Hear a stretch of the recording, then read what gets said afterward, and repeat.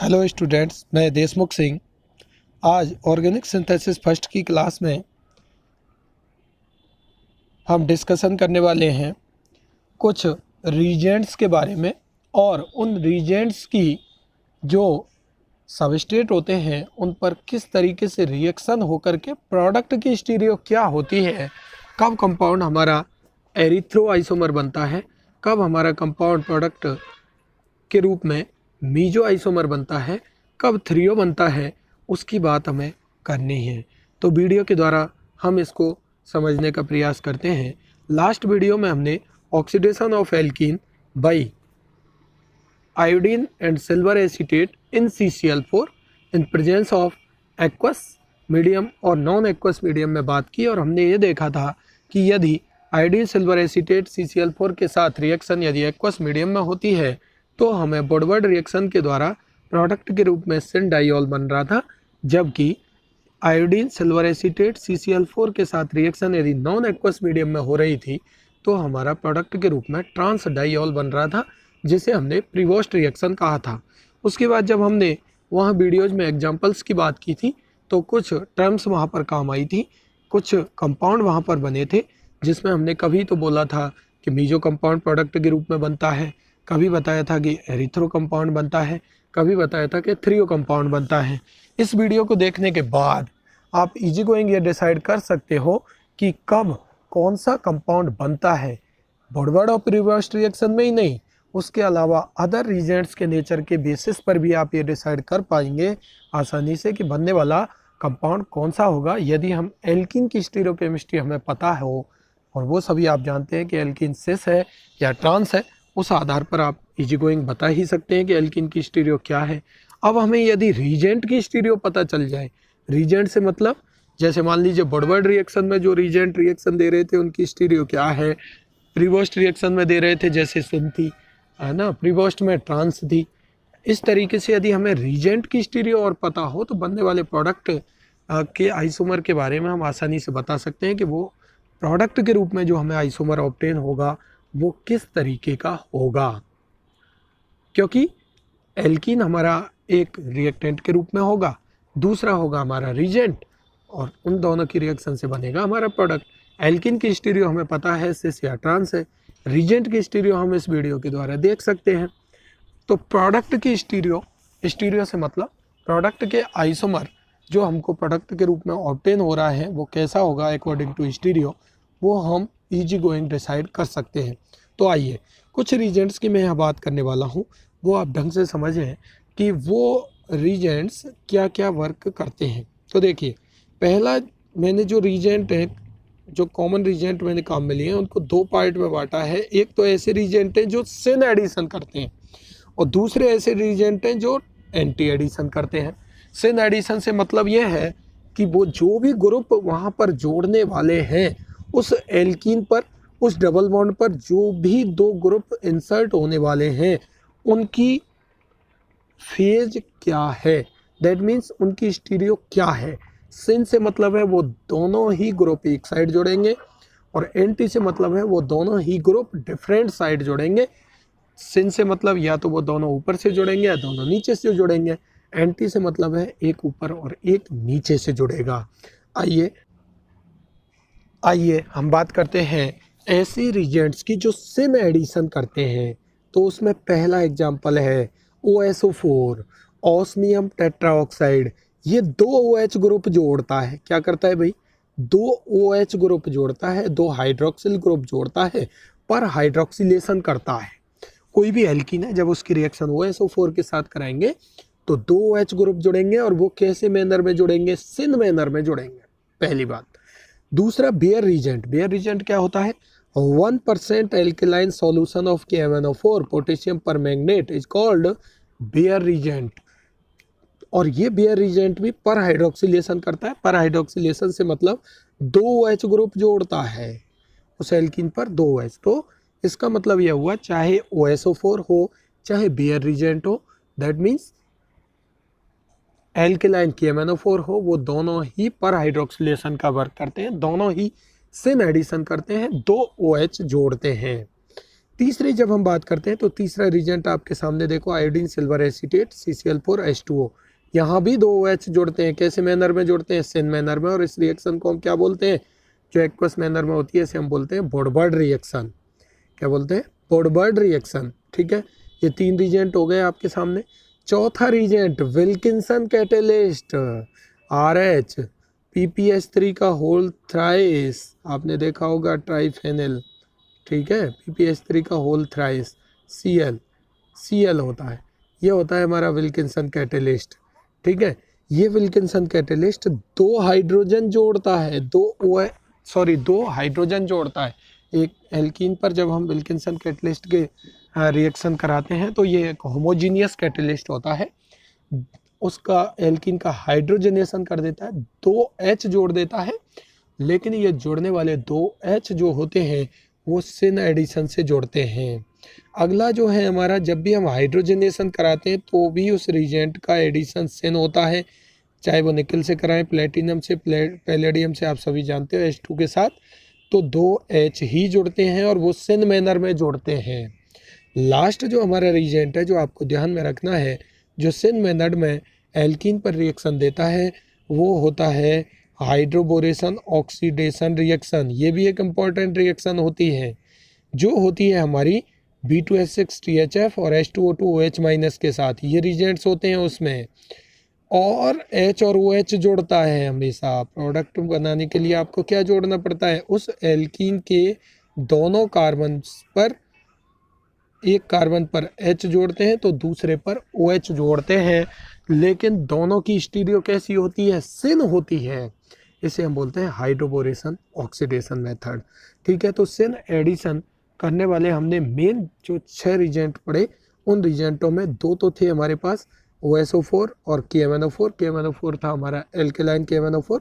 तीसरा आपका था वुडवर्ड रिएक्शन। चौथा आपका हाइड्रोजनेशन से रिलेटेड विल्किंसन और सिंपल हाइड्रोजनेशन। ठीक है, और लास्ट था आपका हाइड्रोबोरेशन ऑक्सीडेशन। अब हम बात कर लेते हैं उन रिजेंट की जो एंटी एडिशन करते हैं। पहला है Br2।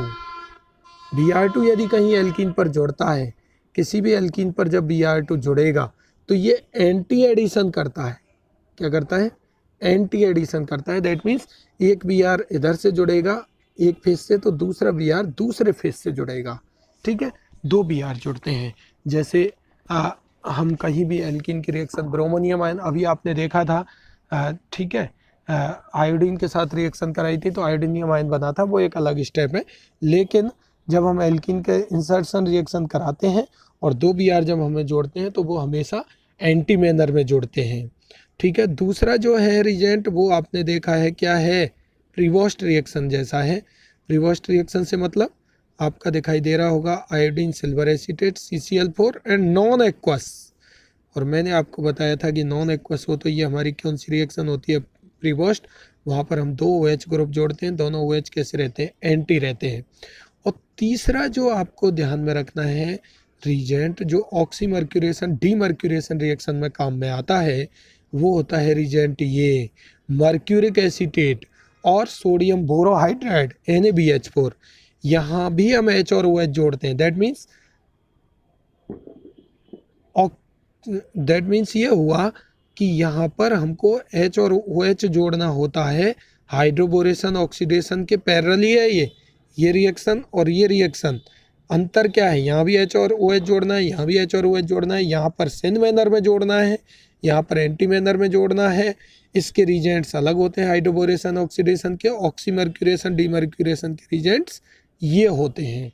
तो देखिए, ऐसे रिजेंट जो एंटी एडिशन देते हैं वो मैंने आपको बताया, या तो होगा Br2, वो एंटी एडिशन देगा, 2 ब्रोमीन जोड़ेगा इस एल्कीन के दोनों कार्बन पर जिनके बीच में डबल बॉन्ड है। दूसरा मैंने बताया था यदि प्रीवॉस्ट रिएक्शंस की कंडीशंस हो तो 2 OH जोड़ते हैं, वो ट्रांस मैनर में जोड़ते हैं। तीसरा मैंने बताया ऑक्सीमर्क्यूरेशन डीमर्क्यूरेशन रिएक्शन में, जहाँ पर मर्क्यूरिक एसीटेट और सोडियम बोरोहाइड्राइड आपस में रिजेंट के रूप में वर्क करते हैं और H और OH जोड़ते हैं। ठीक है, अब इनका एप्लीकेशन क्या है, कुछ मैंने रिजेंट्स आपको बता दिए। किस तरीके से हम ये देखेंगे कि कंपाउंड कैसा बनेगा वो आप देखिए। तो एक तरफ जब आपको पता हो कि सबस्ट्रेट के रूप में जब हम एल्कीन काम में ले रहे हैं तो उसकी स्टीरियो क्या है। दूसरा, रीजेंट की स्टीरियो आपको यहाँ से पता चल गई। एल्कीन की स्टीरियो आप सभी जानते हो, सिस होगी या ट्रांस होगी, जिसे हम बोल सकते हैं सिन भी बोल सकते हैं। रीजेंट्स कैसा एडिशन देगा वो आपने यहाँ से देख लिया। तो प्रोडक्ट कैसा बनेगा उसको देखने के लिए आप ये देखिए टेबल। यदि हमारे पास, आप यहाँ से देखेंगे, इधर मैंने लिखा है कि सबस्ट्रेट की स्टीरियो क्या है। यह है सबस्ट्रेट की स्टीरियो। रीजेंट की स्टीरियो क्या है, रीजेंट कैसा एडिशन दे रहा है, चाहे वो रीजेंट है कोई भी, ठीक है। तो प्रोडक्ट कैसा बनेगा, प्रोडक्ट की स्टीरियो क्या होगी वो दिखाएगा ये। इस टेबल के 3 पार्ट हैं जो आप इजी गोइंग समझ सकते हो। सबस्ट्रेट की स्टीरियो क्या है वो आप इजी गोइंग डिसाइड कर सकते हो। मान लीजिए एल्कीन है तो वो सिन है या एंटी है, सिस है या ट्रांस है। रीजेंट का एडिशन से मतलब है वो रीजेंट जो मैंने अभी आपको बताए थे वो कैसा एडिशन दे रहे हैं। यदि रीजेंट सिन एडिशन दे रहा है तो क्या बनेगा, और एंटी एडिशन दे रहा है तो क्या बनेगा। अब देखिए यहाँ पर, यदि सबस्ट्रेट की स्टीरियो सिन है और रीजेंट दे रहा है एंटी एडिशन, ऐसा रीजेंट आपने काम में लिया है, सबस्ट्रेट था सिन, रीजेंट काम में लिया आपने एंटी एडिशन का। कौन कौन से बताए मैंने अभी, या तो आपने काम में लिया Br2, या आपने काम में लिया iodine silver acetate in non aqueous medium, या आपने काम में लिया ऑक्सीमर्क्यूरेशन डीमर्क्यूरेशन वाला। तो प्रोडक्ट के रूप में आपको क्या मिलेगा, threo with pair of enantiomer. क्या मिलेगा, थ्रियो। और थ्रियो से मतलब क्या है, ऐसे आइसोमर जिनमें 2 कायरल सेंटर हों, ये रहे 2 कायरल सेंटर, जिनमें सेम ग्रुप डिफरेंट साइड जुड़े हुए हों। जैसे यहाँ X है तो ये X, और प्लेन नहीं हो यहाँ पर, तो वो होगा हमारा थ्रियो। कब बनेगा थ्रियो, जब सबस्ट्रेट सिन हो, रीजेंट एंटी एडिशन देता हो। क्लियर, ये पहली बात हुई। अब देखिए दूसरा, जब दोनों ही एंटी हो, सबस्ट्रेट भी ट्रांस हो, रीजेंट एडिशन भी ट्रांस दे रहा हो, तो प्रोडक्ट बनता है एरिथ्रो। प्रोडक्ट क्या बनेगा, एरिथ्रो। अब एरिथ्रो की 2 कंडीशन होती हैं, एक होती है मीजो, एक होता है pair of enantiomer. That means ये हुआ, यदि उस एरिथ्रो कंपाउंड में, एरिथ्रो से मतलब वहाँ भी 2 कायरल सेंटर होते हैं, ठीक है, दोनों ग्रुप जो सेम होते हैं वो सेम साइड होते हैं, तो वो होगा एरिथ्रो। लेकिन यदि इसमें प्लेन होता है, प्लेन होता है, प्लेन ऑफ सिमेट्री इसमें प्रेजेंट होती है, तो हम उसे ही बोल देते हैं मीजो। तो मीजो कब बनेगा या एरिथ्रो कब बनेगा, जब रीजेंट, जो रीजेंट होता है उसका एडिशन और और सबस्ट्रेट का एडिशन सेम हो, ठीक है। अब देखिए, यदि दोनों ही रीजेंट भी सिन का है और सबस्ट्रेट भी सिन का है तो प्रोडक्ट हमेशा बनेगा एरिथ्रो। एंटी है रीजेंट भी और सबस्ट्रेट भी एंटी है तो प्रोडक्ट क्या बनेगा, एरिथ्रो। सीधी बात हो गई। यदि दोनों का नेचर सेम है, सबस्ट्रेट और टाइप रीजेंट का एडिशन का नेचर सेम है, चाहे वो सिन है या एंटी है, तो प्रोडक्ट बनेगा एरिथ्रो।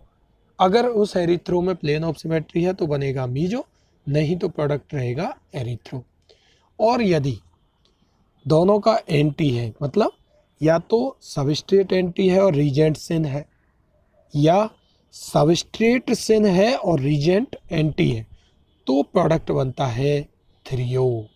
तो प्रोडक्ट क्या बनता है, थ्रियो बनता है। वो आपको समझ में आ रहा होगा। यहाँ से यदि आप देखें तो आप यहाँ से ये देख पाएंगे कि यहाँ से आप देखिए कब आपका थ्रियो बनेगा, जब दोनों डिफरेंट नेचर के हों। दिखाई दे रहा है, थ्रियो कब बनेगा, जब दोनों डिफरेंट नेचर के हों। लेकिन एरिथ्रो कब बनेगा, जब आपके दोनों ही सेम हों, या तो सिन हो या एंटी हो। दोनों से क्या मतलब है, दोनों से मतलब है कि या तो वो हो रीजेंट या वो हो सबस्ट्रेट दोनों सेम हों, सेम स्टीरियो शो कर रहे हों। दैट मीन्स सिन के साथ सिन अटैक कर रहा है तो एरिथ्रो, और एंटी के साथ एंटी अटैक कर रहा है तो भी एरिथ्रो। अगर एंटी के साथ सिन या सिन के साथ एंटी है तो थ्रियो। एरिथ्रो के दो फॉर्म है, या तो वो एरिथ्रो होगा या मीजो होगा। यदि उसमें प्लेन ऑफ सिमेट्री है तो मीजो होगा, यदि नहीं है तो मीजो नहीं होगा। देखिए मैंने इसको समराइज किया है यहाँ पर।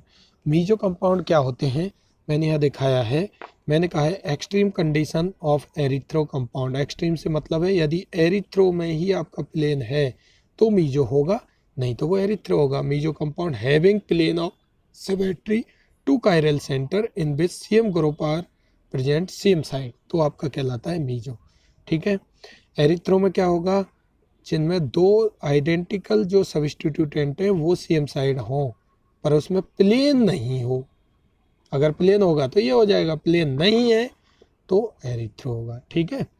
और यदि सेम ग्रुप डिफरेंट साइड हों, दो ऐसे आइसोमर जिसमें दो कायरल सेंटर हों, टू कायरल सेंटर हों, और डिफरेंट साइड सेम ग्रुप हों, प्लेन ऑफ सिमेट्री हो नहीं, तो वो होते हैं हमारे थ्रियो। तो देखिए मैंने एक एग्जांपल से आपको एक्सप्लेन किया है कि मान लीजिए ये कंपाउंड आपके पास है। अब यहाँ आप ये देखेंगे कि थ्रियो है। एरिथ्रो आपको दिखाई दे रहा होगा क्योंकि यहाँ पर दो कायरल सेंटर है, एक ही है और एक ही सेम ग्रुप सेम साइड है तो एरिथ्रो हो गया। लेकिन यहाँ पर ये प्लेन ऑफ सिमेट्री है। प्लेन आप कैसे देखेंगे, इधर वाले दोनों ग्रुप सेम है, इधर वाले दोनों ग्रुप सेम है, ऊपर वाला सेम है और नीचे वाला सेम है तो प्लेन होगा। यदि ऊपर और नीचे वाला डिफरेंट है, भले ही साइड वाले लेफ्ट और राइट वाले दोनों सेम हो, ऊपर नीचे वाला डिफरेंट है तो प्लेन नहीं होगा। क्योंकि प्लेन ऑफ सिमेट्री होने का मतलब यह है कि उस प्लेन को लगाने पर यह कंपाउंड ऐसे दो पार्ट में डिवाइड होता है जो आपस में सुपर इम्पोजिबल हैं, तो ही हम बोलते हैं कि उस कंपाउंड में प्लेन ऑफ सिमेट्री है। अगर ऊपर और नीचे वाले ये दोनों ग्रुप अलग अलग हो जाएंगे तो प्लेन नहीं होगा, वो सुपर इम्पोजिबल नहीं होंगे। तो ये आपको ध्यान रखना है। लेफ्ट और राइट दोनों सेम ग्रुप सेम साइड हो तो वो एरिथ्रो होगा। यदि ऊपर और नीचे वाला ग्रुप भी सेम है तो उसमें प्लेन होगा, तो उस समय वो कंपाउंड मीजो कहलाएगा। देखिए दूसरा कंपाउंड जो मैंने काम में लिया है आइसोमर है, वो आपका है कौन सा, एरिथ्रो। यहाँ पर आपको अंतर देखिए, यहाँ पर ये दोनों ग्रुप सेम साइड है तो ये एरिथ्रो हो गया। दो कायरल सेंटर हैं, लेकिन ऊपर COOH है, नीचे C2H5 है, तो यहाँ पर ये प्लेन नहीं होगा। जो मैं यहाँ लगा रहा था ये प्लेन नहीं होगा। क्यों? क्योंकि आपस में जैसे ही मैं इसको सुपर इम्पोज करूँगा तो C2H5 पर क्या चला जाएगा, COOH, सुपर इम्पोज नहीं होगा। तो ये होगा हमारा एरिथ्रो। क्या होगा, एरिथ्रो। थ्रियो में मैंने आपसे बताया था दो कायरल सेंटर उसमें होते हैं। यहाँ पर ये रहे दो chiral centre, same group different side, तो ये क्या हो गया, थ्रियो। ऑब्वियसली यहाँ प्लेन होने की तो पॉसिबिलिटी नहीं है, क्योंकि सेम ग्रुप जब डिफरेंट साइड है तो प्लेन हो ही नहीं सकता। तो अब आप इस वीडियो के द्वारा इस टेबल से यह पता लगा सकते हो कि कब कौन सा कंपाउंड बनेगा। मान लीजिए आपकी वुडवर्ड रिएक्शन हो रही है। वुडवर्ड रिएक्शन का मतलब, वुडवर्ड रिएक्शन का रीजेंट है वो कैसा देता है, सिन, और आपकी एल्कीन कैसी है, सिन। दैट मीन्स वुडवर्ड रिएक्शन देने वाला रीजेंट कैसा होता है, सिन एडिशन देने वाला। ठीक है, सिन एडिशन देने वाला ये रहा या ये रहा। और मान लीजिए एल्कीन कैसी है, सिन, तो बताइए प्रोडक्ट क्या बनेगा, एरिथ्रो। आप देख लेंगे यदि उसमें प्लेन है तो होगा वो मीजो, प्लेन नहीं है तो होगा एरिथ्रो। मान लीजिए प्रिवोस्ट रिएक्शन हो रही है, तो प्रिवोस्ट रिएक्शन का रीजेंट कैसा होता है, एंटी। कैसा होता है, एंटी। और मान लीजिए आपके पास जो एल्कीन है जिस पर रिएक्शन आपको करानी है वो कैसी है, ट्रांस, एंटी है, तो प्रोडक्ट क्या होगा, एरिथ्रो। एंटी पे एंटी, एरिथ्रो, सिन पे सिन, एरिथ्रो। और एरिथ्रो का मतलब मीजो हो सकता है या एरिथ्रो हो सकता है। यदि उसमें प्लेन है तो मीजो, प्लेन नहीं है तो एरिथ्रो। मान लीजिए आपके पास वुडवर्ड रिएक्शन का रीजेंट है, ठीक है, दैट मीन्स रीजेंट कैसा है, सिन, और एल्कीन कैसी है, एंटी, तो प्रोडक्ट क्या होगा, थ्रियो। तो जब दोनों डिफर हों, एंटी चाहे सिन, तो थ्रियो, और दोनों सेम हों दैट मीन्स रिजेंट का एडिशन भी सेम हो, सिन हो, और रिएक्टेंट या सबस्ट्रेट भी सेम स्टीरियो दिखा रहा हो, तो प्रोडक्ट आपका एरिथ्रो या मीजो बनता है। ठीक है, इसको एग्जांपल्स पर इम्प्लीमेंट करके आप देख सकते हैं। कन्फ्यूजन कमेंट बॉक्स में आप मुझसे पूछ सकते हैं। Thank you.